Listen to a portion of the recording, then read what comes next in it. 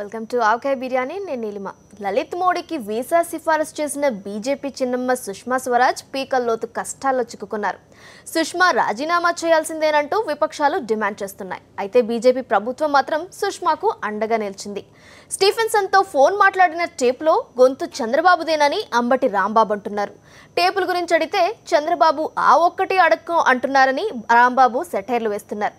AP ముఖ్యమంత్రి చంద్రబాబు, తెలంగాణ ముఖ్యమంత్రి కేసీఆర్లు దొందేనని CPI Narayana certificate ఇచ్చేశారు. ఇటువంటి ఆసక్తికర కథనాలతో ఆవకాయ బిర్యానీ రెడీ.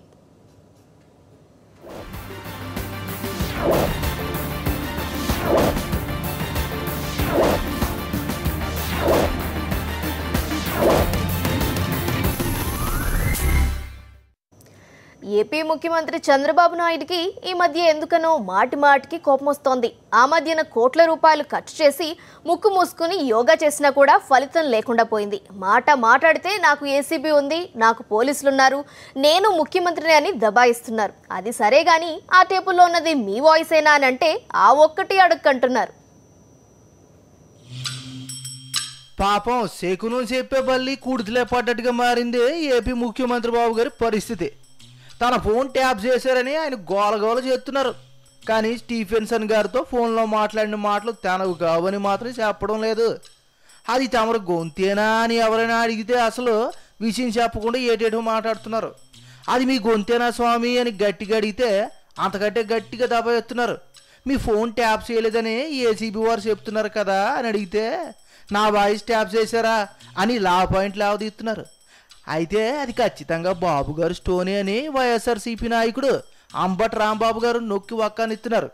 ఈ విషయం ఈయనకెలా తెలుసో కనుక్కుందాం. రాంబాబు గారు, అది బాబు గారు గొంతేనని మీకు ఎట్టా తెలుసండి? నాది కాదు అటోను అని చెప్పేటటువంటి ధైర్యం చంద్రబాబు నాయుడు గారికి రావడం లేదు. ఎందుకంటే ప్రతి మనిషికి ఒక అంతరాత్మ ఉంటుంది. మోసగాడికి ఉంటుంది, ముఖ్యమంత్రికి ఉంటుంది, దొంగకు ఉంటుంది, ఎవరికైనా ఒక అంతరాత్మ ఉంటుంది.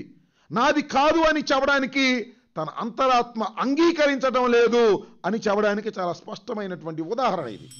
అది కాదు స్వామి, అసలు తాము ఏ తప్పు చేయలేదు, ఇదంతా కుట్ర అని డబ్బా ఎత్తున్నారు బాబు గారు.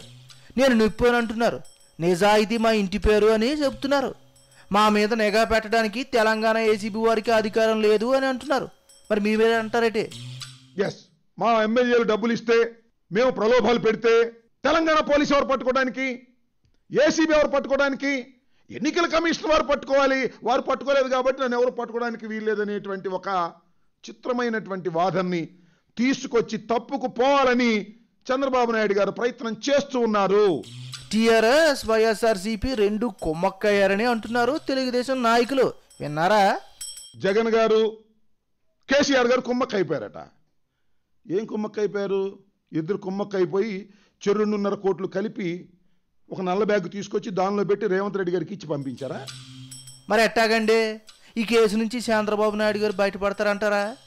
మరి కేసీఆర్ గారు అన్నాడు బ్రహ్మదేవుడు కూడా మిమ్మల్ని కాపాడలేడు అని. మరి వెంకటేశ్వర స్వామి గారు కాపాడతాడని అనుకున్నారేమో. మరి తీసుకెళ్ళి తిరుపతి లడ్డూలు కూడా మరి అక్కడ ఉన్నటువంటి నాయకులకు లడ్డూలు ఇచ్చి తను కాపాడవలసిందిగా ప్రార్థించినట్టుగా కనిపిస్తూ ఉన్నది. హైదరాబాద్ మీద కేసీఆర్కి ఎంత హక్కు ఉందో నాకు అంతే హక్కు ఉందని అంటున్నారు బాబు గారు. మొన్న ఏపీ మంత్రులందరూ కలిసి గవర్నర్ని కలిశారు. ఉమ్మడి రాజధానిలో సెక్షన్ 8 అమలు చేయట్లేదని ఆరోపించారు. ఫోన్ సంభాషణ బయటకు వచ్చిన రోజు నుంచి ఆంధ్రులకు రక్షణగా లేకుండా పోయింది. అంతకుముందు మాత్రం ఆంధ్రులకు రక్షణగా ఉంది. దాని గురించి అప్పుడేం మాట్లాడలేదు. సెక్షన్ 8 అప్పుడేం గుర్తు రాలేదు చంద్రబాబు నాయుడు గారికి. ఈ తెలుగుదేశం ప్రభుత్వానికి ఆంధ్రుల యొక్క యోగక్షేమాలు ఆ రోజునే గుర్తొచ్చాయి. ఈ సంవత్సర కాలం ఏం చేశారంటున్నా? సెక్షన్ 8 గురించి ఎందుకు మాట్లాడలేదు? ఈ సంవత్సర కాలం మీకు సెక్షన్ 8 గుర్తు రాలేదా? సరే, ఈ గొడవ ఎప్పట్లో తెగేలా లేదు కానీ ఇంకేదన్నా ఉంటే చెప్పండి. పైగా ఇంకొక విషయాన్ని కూడా ఇక్కడ చెప్పదలుచుకున్నా. అసలు చంద్రబాబు నాయుడు గారు ఏ రాష్ట్రంలో పౌరుడు? ఆంధ్రప్రదేశ్లోనా, తెలంగాణలోనా పౌరుడు? ఎక్కడుంది కానీ ఓటు? ఎక్కడుంది ఆయన రేషన్ కార్డు? ఎక్కడుంది ఆయన ఆధారు? ఎక్కడుంది ఆయన గ్యాసు బండ యొక్క ఇది? అన్ని తెలంగాణలో ఉన్నాయి. అన్ని తెలంగాణలో ఉన్నాయి. ఆయన తెలంగాణ పౌరుడు, ఆంధ్ర ముఖ్యమంత్రి. అయితే ఏమంటారు ఇప్పుడు? ఏపీ పౌరుడు కాదు కాబట్టి ఏపీ ముఖ్యమంత్రిగా పనికిరాడంటారా ఏంటి? కోప తీసే మొన్నే చూశారు, జూపూడి ప్రభాకర్ గారికి పాపం ఎమ్మెల్సీ సీటు ఇచ్చినా కూడా పోయిందట. ఎందుకు పోయిందంటే ఆయన ఆంధ్ర పౌరుడు కాదు, తెలంగాణ పౌరుడు. ఇప్పుడు చంద్రబాబు నాయుడు గారు తెలంగాణ పౌరుడే. ఈ తెలంగాణ పౌరుడు అన్యాయం చేస్తే, అక్రమం చేస్తే తెలంగాణ పోలీసులకు సంబంధం లేదు, తెలంగాణ ఏసీబీకి సంబంధం లేదు. What is this? మరి బాబు గారు అంటే ఏటనుకున్నారు? కాలికేస్తే మెడకు, మెడకేస్తే కాలికేస్తారు.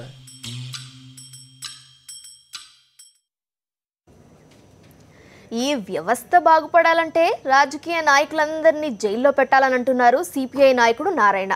ఇక్కడ ఇద్దరు ముఖ్యమంత్రులు కుస్తీ పడుతుంటే మోదీ తమాషా చూస్తున్నాడని విమర్శించారు.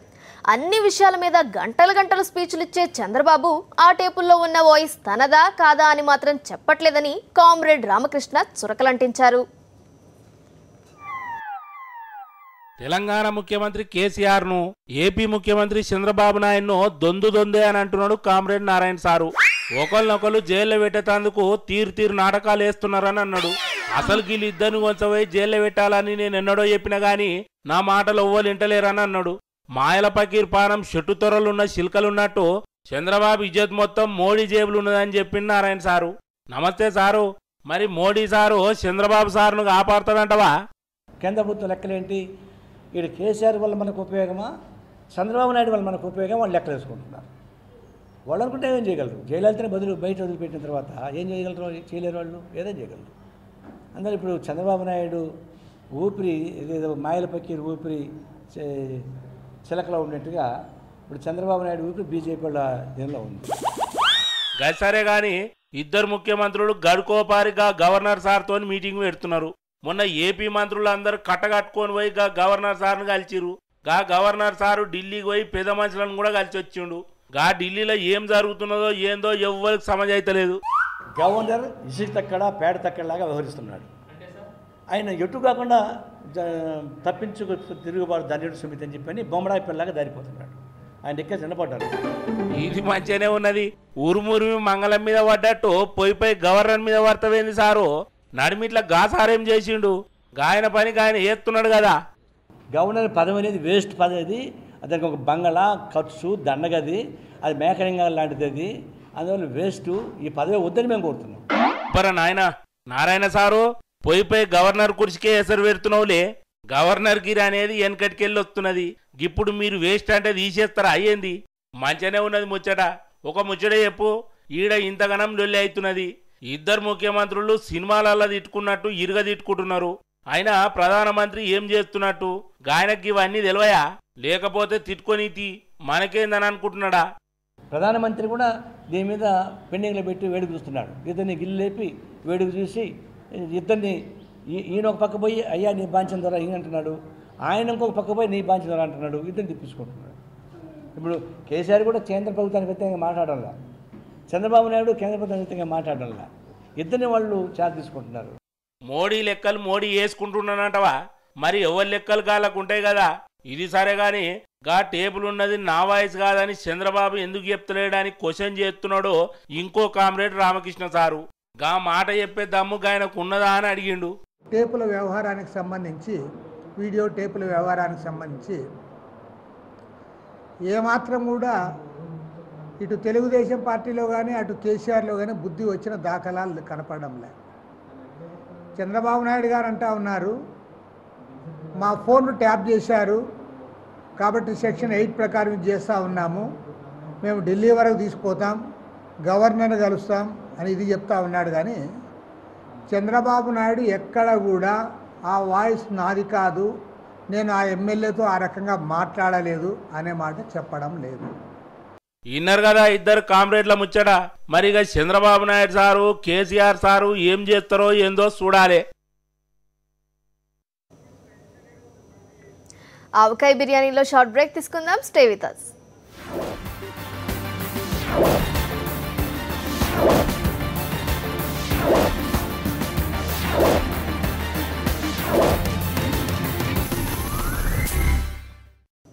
Welcome back. జనాల కొవ్వంతా అరగదీసి సన్నగా మెరుపు తీగల లెక్క తయారు చేసేందుకు సెంట్రల్ గవర్నమెంట్ ఒక ప్రోగ్రాం అరేంజ్ చేసింది. వచ్చే ఆదివారం ఢిల్లీలో జనాలందరితోని తీరుతీర్ల ఆసనాలు వేపించేందుకు రామ్దేవ్ బాబా రెడీ అవుతున్నాడు.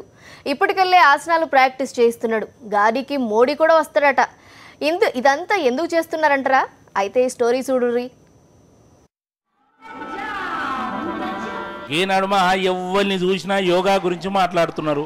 యోగాతోని మస్తు ఫైదా ఉన్నదని తీర్తీర్ ఆసనాలు ఇస్తున్నారు. ఇక రామ్దేవ్ బాబా అయితే ఈ యోగాతోనే మస్తు పేరు కమాయించిండు. పారనోళ్ళు కూడా చాలా మందికి యోగా నేర్చుకుంటున్నారు. యోగా చేస్తే ఆడోళ్ళు సన్నగా సినిమాలలో హీరోయిన్ల తిరిగా తయారవుతారట. అన్నిటికీ ఒక్కో దినం ఉన్నట్టు ఇప్పుడు ఈ యోగాకు కూడా ఒక దినం కేటాయించిర్రు. వచ్చే ఆదివారం అంతర్జాతీయ యోగా దినోత్సవం చేస్తున్నారు. గా రోజు సెంట్రల్ గవర్నమెంట్ ఢిల్లీలో రాజ్పథ్ కాడ ఒక పెద్ద ప్రోగ్రాం చేస్తున్నది. ఈ ప్రోగ్రామ్ ను జెండవందనం పండుగ లెక్క ధూమ్ధామ్గా చేస్తేందుకు గవర్నమెంట్ ఇంతజాం చేసింది. పెద్ద పెద్ద కెమెరాలు క్రేన్లు పెట్టి తీర్తీర్ యాంగిళ్లలో షూట్ చేసి దూరదర్శన్లో ప్రసారం చేస్తారట. దీనికోసం పెద్ద పెద్ద కెమెరాలు కూడా రెడీ చేసిరట. రేడియోలో కూడా క్రికెట్ కామెంటరీ చెప్పినట్టు చెప్తారట. ఈ ప్రోగ్రాం కోసం రామ్దేవ్ బాబా ఇప్పటి సందే ఆసనాలు వేసుడు సురువు చేసిండట. కొత్త కొత్త ఆసనాలతోని మస్తు ప్రాక్టీస్ చేస్తున్నాడట. ఒంటికి యోగా మంచిదేగా, లేజీగా ఒళ్ళు పెంచుకోక నాజుగా ఉంచు తీగలాగా, ఈజీగా రాజయోగా ఏజిని మరిపించేయగా, ఏడు ముడతల ధూళి దులుపునుగా. ఈ ప్రోగ్రాం కు ప్రధానమంత్రి కూడా వస్తాడట. మరి ఆయన ఏం ఆసనాలు వేస్తాడో ఏందో చూడాలి. మన దేశంలో ఏం చేసినా దానికి ఏదో ఒక లొల్లి ఉండనే ఉంటది. గట్లనే ఈ ప్రోగ్రాం మీద కూడా లొల్లి శురువైంది. అంతర్జాతీయ యోగా దినోత్సవం పేరుతోని సెంట్రల్ గవర్నమెంట్ మత రాజకీయాలు చేస్తున్నదని కొన్ని రాజకీయ పార్టీలు గులుగుతున్నాయి. చేయాల్సిన పనులు మస్తు ఉన్నాయి. గవన్నీ పక్కకు పెట్టి ఇప్పుడు యోగా ఎందుకని క్వశ్చన్ చేస్తున్నాయి. ఆయన యోగా గురించి చెప్తాడు. యోగా ఏం కొత్త నేర్చుకునేదా, ఎప్పుడో పురాణాల నుంచి ఉంది. కొత్తగా నరేంద్ర మోడీ గారి యోగా అనేది కొత్తగా పుట్టలేదు. యోగా అంతా అది ఆరోగ్యంగా ఉండడం కొరకు మంచిది, కానీ యోగాలు చేపిస్తారట. ఈ అసలు కార్యక్రమం కాదు. యోగా పేరుతో అదొక కొత్త సిచ్చు. ఇప్పుడు ఒక్కొక్కరికి ఒక మతంలో ఒక విశ్వాసాలు ఉంటాయి. ఇది భిన్నత్వంలో ఏకత్వం ఉన్నటువంటి రాజ్యాంగ వ్యవస్థ. ఇక ఇప్పటి సంది జనాలందరూ కంపల్సరీ రోజు ఆసనాలు వేసుడు సురు చేయమంటాడు కావచ్చు మోడీ సారు. అంత మంచిగానే ఉన్నది, కానీ ఎన్నికలలో ఇచ్చిన హామీల ముచ్చటేందని ప్రతిపక్షాలు క్వశ్చన్ చేస్తున్నాయి. ఇక గిట్లా ఎవ్వళ్ళొల్లి గాలదే. బీజేపీ చిన్నమ్మ కష్టాల్లో పడింది. ఐపీఎల్ అక్రమాల కేసుల్లో నిందితులైన లలిత్ మోడీకి వీసా ఇప్పించేందుకు బ్రిటన్ హై కమిషన్కు సిఫారసు చేసిన కేంద్ర మంత్రి సుష్మా స్వరాజ్ తక్షణమే రాజీనామా చేయాలంటూ విపక్షాలు పట్టుబడుతున్నాయి. అయితే చిన్నమ్మకు బీజేపీ ప్రభుత్వం అండగా నిలిచింది. అరే మంచికి రోజులు కావన్నా. ఏంట్రోయ్ ఎప్పుడు లేంది అంత నిర్వేదంగా మాట్లాడుతున్నావు? నాకేం కాలేదన్నా. పాపంగా సుష్మా స్వరాజ్ను చూస్తేనే జర జాలి అనిపిస్తుంది. ఏటి సుష్మా స్వరాజ్ను చూస్తే జాలేస్తుందా? ఆవిడకేంట్రా బాబు, సెంట్రల్ మినిస్టర్. ఆవిడ చూసి నువ్వు నేను జాలి పడితే జనం నవ్విపోతారు. ఆమెకేం ఏ లోటు లేకుండా సుఖంగా ఉంది కదరా నాయన. ఏం సుఖం రాబాయ్, గా పొలిటీషియన్లు ఉంటారు కదా, గాళ్ళు వేస్ట్ రాబాయ్. ఓ మంచి లేదు, ఓ చెడ్డా లేదు, అన్నిటికీ రాజకీయాలే. సోదాపి అసలు ఏం జరిగిందో చెప్పరా బాబు. సుష్మా స్వరాజ్ని చూస్తే ఎందుకు జాలేస్తుంది? రాజకీయ నాయకులు ఆమెను ఏం చేశారు? అసలు కథ ఎంతో చెప్పరా నాయన. ఏం లేదురా, ఓ పెద్ద మనిషి భార్యకు ఏదో కష్టమైంది. గందుకోసం అర్జెంటుగా పాస్పోర్ట్ అవసరమైంది. సుష్మా స్వరాజ్ పాపం మంచి మనసుతోని వెంటనే పాస్పోర్ట్ ఇప్పించింది. గంతే. ఇక అపోజిషన్ పార్టీ వాళ్ళంతా ఒకటే లొల్లి పెడుతుర్రు. అది కాదురా, పాస్పోర్ట్ ఇప్పించడానికి సుష్మా స్వరాజ్ ఏమైనా పాస్పోర్ట్ ఆఫీస్లో క్లర్క్ అనుకుంటున్నావా ఏట్రా? ఆ అమ్మ ఫారిన్ మినిస్టర్, తెలుసా నీకు? అరే గంత మాత్రం తెలియదా అన్న? తెలుసు. అయితే పాస్పోర్ట్ ఆఫీసర్లకు లెటర్ రాసి పలానోళ్లకు పాస్పోర్ట్ ఇయ్యరని చెప్పిందట. నువ్వు చెప్పినట్లు పాపం చాలా మంచి పని చేసిందిరా బాబు. ఇంతకీ ఎవర్రా పాస్పోర్ట్ కోసం ఆవిడ గారిని అడిగిందే? గదే అన్న, గప్పట్ల 2020 క్రికెట్కి పెద్ద ప్లాన్ చేసిన చూడు. గాయన పేరు కూడా మన పిఎం పేరు లాగానే ఉంటది. ఏంటి ప్రైమ్ మినిస్టర్ పేరులో ఉంటుందా? కొంపదీసే లలిత్ మోడీ ఏట్రా? సరిగ్గా చెప్పినవన్న, గాయనే లలిత్ మోడీ. నేను ముందే అనుకున్నారా, అందరూ గొడవ చేస్తుంటే ఏదో తిరకాసు ఉందని అనుకున్నా. ఏం మతలబు ఉందన్న? పాపంగా లలిత్ మోడీ బాయ్కి పాస్పోర్ట్ ఇప్పియమని చెప్పిండు. తప్ప అన్న? తప్పున్నారా? అందరూ గొడవ చేశారంటే చేయరేట్రా? గదేందన్న, ఇంతకుముందు నువ్వే అంటివి పాస్పోర్ట్ ఇప్పించుడు మంచి పని అని. ఎవరో కష్టాల్లో ఉంటే పాస్పోర్ట్ ఆలస్యం కాకుండా ఇప్పించారేమో మంచిదే అన్నాను కానీ లలిత్ మోదీ వంటి వారికి ఇప్పించాలని చూశారని నాకేం తెలుసురా బాబు. ఎందుకన్నా లలిత్ మోడీ ఏం చేసిండు పాపం? ఏం చేయడమేట్రా బాబు, ఆ బాబుపై చాలా కేసులు ఉన్నారు నాయన, అన్ని కోట్ల రూపాయల కేసులే. వారిని గట్లనా? అంటే గాయన మంచోడు కాదా?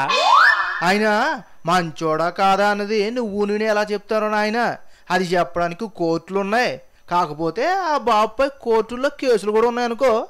గసంటోళ్లకు పాస్పోర్ట్ కోసం రికమెండ్ చేసుడు తప్పటవా? ఖచ్చితంగా తప్పేరా బాబు. తప్పు చేసిన వాళ్ళకి సాయం చేయడం కూడా తప్పేనని మా ఊరి ప్లేడర్ గారు ఎప్పుడో చెప్పారు. మరైతే ఇప్పుడు సుష్మా స్వరాజ్ కూడా తప్పు చేసిందంటావు? నేనడమేట్రా మధ్యలో, ఆల్రెడీ ఎంపీలంతా గొడవ చేస్తున్నారు కదా. ఏం చేస్తున్నారన్నా? గాళ్ళు ఏమంటుర్రు? ఏమంటారు, ఓ క్రిమినల్కి సాయం చేయడం కూడా క్రైమే కాబట్టి సుష్మా స్వరాజ్ మంత్రి పదవికి రాజీనామా చేయాల్సిందని ఆపోజిషన్ వాళ్ళు అంటున్నారా నాయన. ఏదో సామది చెప్పినట్లుందన్నా, ఒకరి మేలేస్తే కీడెదురైనట్లున్నది పాపం. అదే తప్పే. మినిస్టర్గా ఉన్న ఆ తల్లికి లలిత్ మోడీపై కేసులు ఉన్న సంగతి తెలవదట్రా. తెలవకపోతే తెలుసుకోవాలి, అంతేగాని చేతికి ఎముకలేనట్లు ఇలా ఎవరికి పడితే వాళ్ళకి పాస్పోర్ట్లు ఇప్పించేస్తే అందరూ గొడవ చేయలేటి మరి. అరే గింతకి ఏమంటావురా భయ్? నేను అనేదేముందిరా, ఇప్పుడు బీజేపీ ప్రభుత్వమే తల పట్టుకుని ఆలోచిస్తోంది. ఈ పాలిటిక్సే గలీజ్రా భయ్. గొంగట్లో కూకొని ఎంట్రుకులు ఏరుకోకూడదురా. ఆ విషయం సుష్మా స్వరాజ్కి చెప్పరా బాబు.